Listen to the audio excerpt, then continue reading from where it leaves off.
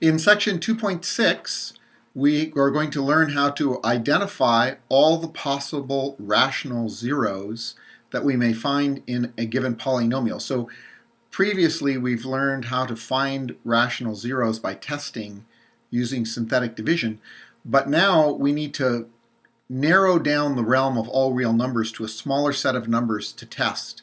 And that's what we're going to do here in terms of identifying possible rational zeros. That will allow us to figure out what numbers might we test using synthetic division. And then we'll go ahead and continue to use synthetic division to factor and then solve polynomial functions. So key vocabulary, some things you've already had. Zero of a function, right? That's a solution. It's also an x-intercept. Those are things we learned about in chapter 1. Constant term, right? That's the term with no variable part, or you could think of it as the coefficient with x to the 0 power. Either would be pretty accurate. It's the end term in a polynomial in standard form. And the leading coefficient, which is the coefficient that is with the variable to the highest power. All of these are things that you pretty much already should know about, but we'll review them as we go forward. So a problem that we might use to solve, use the skills from this section to solve, are a problem like this one, where we're making an ice sculpture for the school dance. It's going to be shaped like a pyramid with a height that is 1 foot greater than the length of either side. So I've got the sides of the base are x, and my height is going to be x plus 1. All right, but I know that my total volume is 4 cubic feet. Now the thing we're going to need to work with this is the equation for the volume of a pyramid. So the volume is going to be 1/3 times the area of the base times the height. Okay, so in this case, base is equal to area of the base. Okay, and you notice that when they went with the area of the base, they switched to a capital B. So whether things are in our formulas, whether things are capital or lowercase isn't arbitrary. It's something that's important.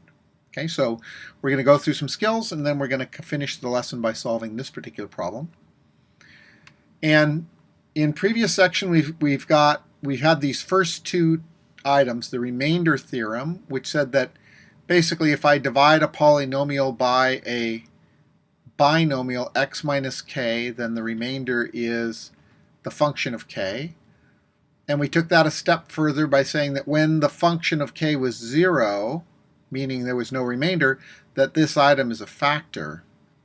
And then we used that information to factor polynomials with a little bit of information, like they would tell us the first solution or the first factor or something like that, and then we would be able to use this information to finish up. Now, what's new in this section is we're going to introduce this idea of the rational zero theorem, which allows us to find that first solution. So the book is not going to continue to supply us with these solutions, but we have this theorem, which basically says that all of the rational zeros, every rational number 0, now that means it doesn't count irrational numbers and it doesn't count imaginary numbers, they are irrational, but all of the rational zeros can be found by the ratio of the factors of the constant divided by the factors of the leading coefficient. So that may create a large number of rational numbers to test, but it's far superior to where we are right now, where we'd have to test every number in the real number system in order to try to find a 0.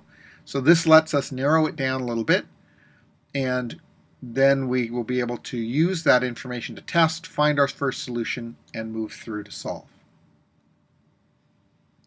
So first we're just going to talk about listing the total possible rational zeros.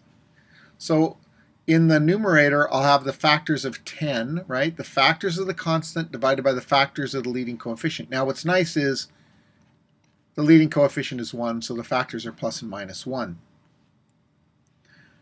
And it's always plus and minus, so we have 1 and 10, 2 and 5. So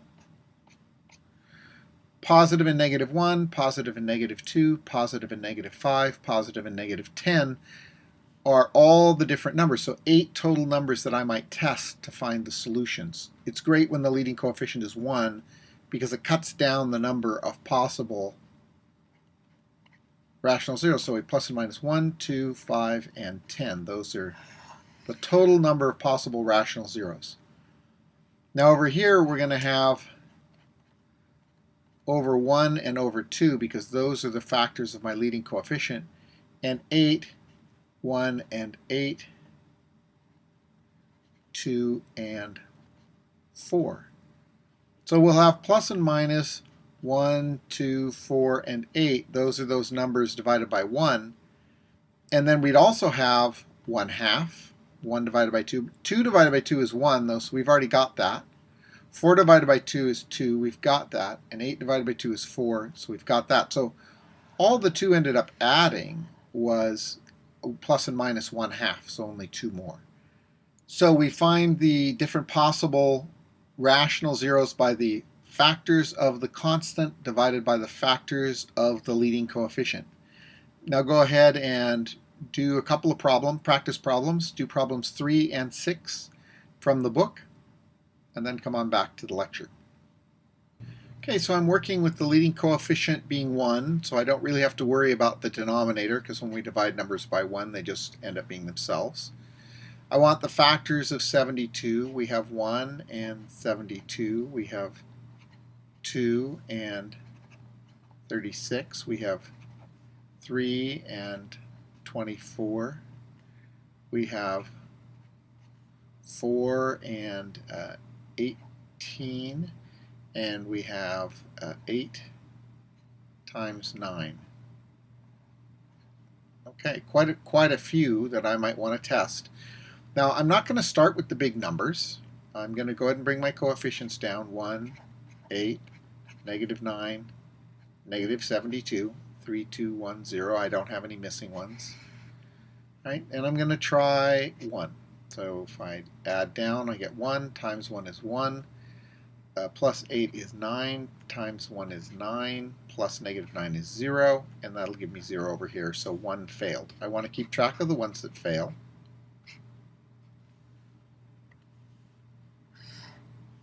Oops, too big an eraser, huh? Oh, that's right.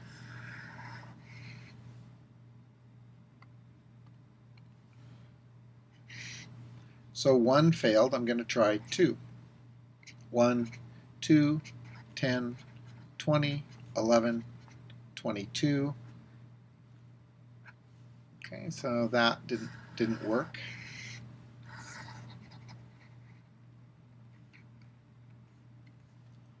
I'm going to record that 2 failed, and I'm going to try 3. 1, 3, 11, 33, 24, 72, 0. Great, so 3 worked. Okay, and now I have a quadratic function. Now I could continue on testing using synthetic division, but remember, synthetic division will only find rational zeros. I don't know that I'm going to have rational solutions or irrational solutions, so rather than waste my time, I'm going to put this into a quadratic function. These are my coefficients, a remainder of 0, a constant of 24, 11 with x to the first power and 1 with x squared. And I want factors of 24 that'll add up to be 11. Well, that's going to be x plus 3 times x plus 8. So my remaining solutions, right, if I want to find all the zeros, I found one here. 3 was a 0, negative 3 is a 0, and negative 8 is a 0. So those actually are all numbers that I could have found through synthetic substitution, but my advice to you is once you get to the point you have a quadratic, it's easier to work with it as a quadratic function.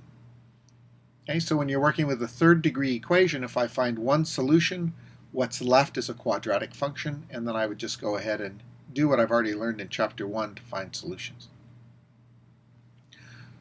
Second example, similar problem. So I want to find the factors, right, of 24. So that could be 1 and 24, 2 and 12, 3 and 8, 4 and 6, plus and minus on all these guys. Remember, my denominator is 1, so because of my leading coefficient being 1, so I can kind of forget about it. 1, negative 12, 35, and 24. And again, I'm going to start with small numbers. 1, negative 11. Oh, that's awesome. 24. Oh, no, that became 24. So close, it was the right number, but it wasn't. Oh, sorry, this is negative 24. And so this is 0. Okay, I have a quadratic function here. This is one of my solutions. So I have x squared minus 11x plus 24. Look familiar to this one? This is x minus 3 times x minus 8. So my solutions are 3 and 8. That was lucky. Okay, so 3 solutions, 1, 3, and 8. Over here there were 3, negative 3, and negative 8. So go ahead and practice. Remember, what you're doing is identifying the possible rational zeros. You're testing. If you're lucky, you'll find one of the solutions on the first try, like I did here. If not, it may be more like this, where you do 2, 3, 4 attempts before you find it. Just take your time, be careful, and make sure your work is accurate. So do problems 12 and 13 from the book, and then come on back to the lecture. So the first thing we want to do is we want to look at what are all the different possible rational zeros.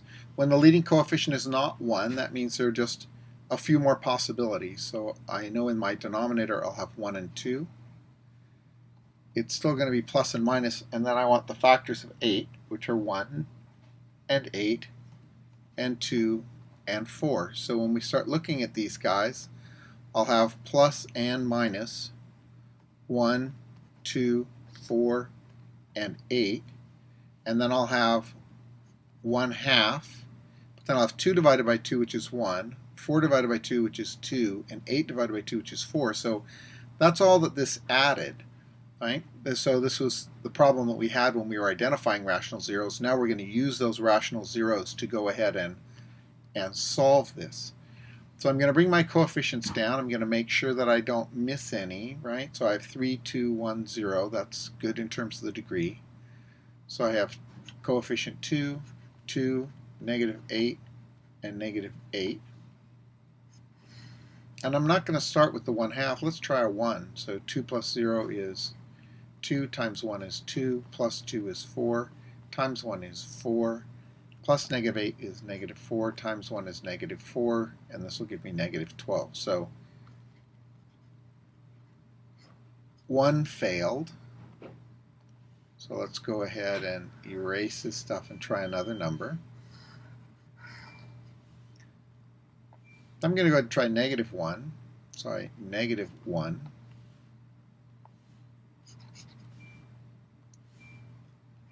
Negative 1. 2 plus 0 is 2, times negative 1 is negative 2, plus 2 is 0, times negative 1 is 0, plus negative 8 is negative 8, times negative 1 is 8, 8 plus negative 8 is 0. This is my first solution. Now, this is a third degree function, so what's left here gives me a quadratic function, so I have 2x squared minus 8, right, because I have 0x. If I set this to be equal to 0 and I factor it, right, I'm going to factor a 2 out. This is 2 times x squared minus 4. X squared minus 4 is the difference of 2 squares, so this is x plus 2 times x minus 2. So my solutions here would be negative 2 and 2. So I have negative 1, negative 2, and 2. Those are my solutions. 3 solutions, third degree function. I'm done. Okay, when we look at this problem, we have the same leading coefficient, so we'll have the same denominator. And then we'll have 1 and 9 and 3 times 3, so I don't need a second one there. So this is going to be plus and minus 1, 3, and 9. And then I'm going to have 1/2, 3/2, and 9/2. Same deal though, I'm not going to start with the fractions. We'll get there if we have to. I want to bring my coefficients down. I have a 2. I have a negative 7. There's no x to the first power, so I have to put in a 0, and then my 9. And I'm going to start testing numbers. So again, I like to start with 1. 2 plus 0 is 2, times 1 is 2, plus negative 7 is negative 5, times 1 is negative 5, plus 0 is negative 5, times 1 is negative 5, and we end up with 4, so 1 fails. Okay, so I'm going to mark down that 1 failed, and I'm going to try a different number. So I'll probably try negative 1. When I put a negative 1, 2 plus 0 is 2, times negative 1 is negative 2, plus negative 7 is negative 9, times negative 1 is 9, plus 0 is 9, times negative 1 is negative 9, plus negative 9 is 0. Great, so negative 1 is one of my solutions, found that fast. Here's a quadratic function, 2x squared minus 9x plus 9. I'd like to see if I can factor that. So I want products of my factors. I have 1 and 2. I have 1 and 9 and 3 and 3. And I want the products to add up to be 9. Well, 2 times 3 is 6. 1 times 3 is 3. 6 plus 3 equals 9. I know that in my binomials, my signs are the same. They're both minuses. I know I'm going to have a 3 here and a 3 here because I used this one, right? It doesn't matter where I put the 3. And I'll have 2x and I'll have x. So when we look at my other solutions, 3 was a solution and 3/2 was a solution. I find those by setting these to be equal to 0. So 1, 2, 3 solutions, third degree function. Again, I'm done. So go ahead and practice this out, do problems 26 and 27, and then come on back to the lecture. And here's the problem we started with. We again know that 1/3 base times height is equal to the volume, and the volume is going to be 4 cubic feet. I can see that my base area is x times x. So I'll have 1/3 times x squared, that's the base. The height is x plus 1, and that's going to equal 4. I don't really want to distribute this 1/3. Instead, I'll multiply both sides of the equation by 3. That'll give me 12 on this side, and it'll eliminate the 1/3 on that side. And then x squared times x is x cubed. X squared times 1 is x squared. And it all equals 12, but I want to solve this one. So I want to set it to be equal to 0. X cubed plus x squared minus 12 equals 0. I'm going to go ahead and do synthetic division for this. I know that I've got the factors of 12 over the factors of 1, so it's just the factors of 12. So I'll have 1 and 12, 2 and 6, 3 and 4.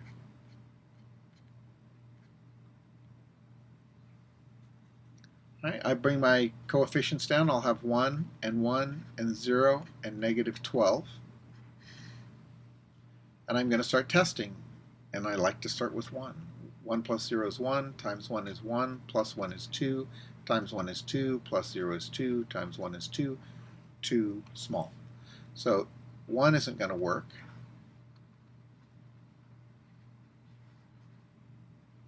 So the number 1 has failed. I'm going to keep track of my fails over here. 1. And let's try 2. 1 plus 0 is 1, times 2 is 2, plus 1 is 3, times 2 is 6, plus 0 is 6, times 2 is 12, 0. So 2 was a solution. Okay, now I'm going to check this quadratic, x squared plus 3x plus 6, and think about, could there be other solutions? Is this the only solution? That means this would be 2, that would be 2, and this would be 3. if I plug it back up here in here, 1/3 times my base, which is 2 times 2, that's 4, times my height, which is 3, equals 4. The 1/3 cancels the 3, 4 equals 4. That works out. So 2 is a good number. If I take a look at this quadratic and think, well, is it possible that I have more solutions? The first thing I might want to check would be the discriminant. So I would have b squared, which is 9, minus 4 times a times c. So I have 9 minus 24. That's a negative number. This guy's going to give me imaginary solutions. Not possible. So 2 feet is definitely my solution. Okay?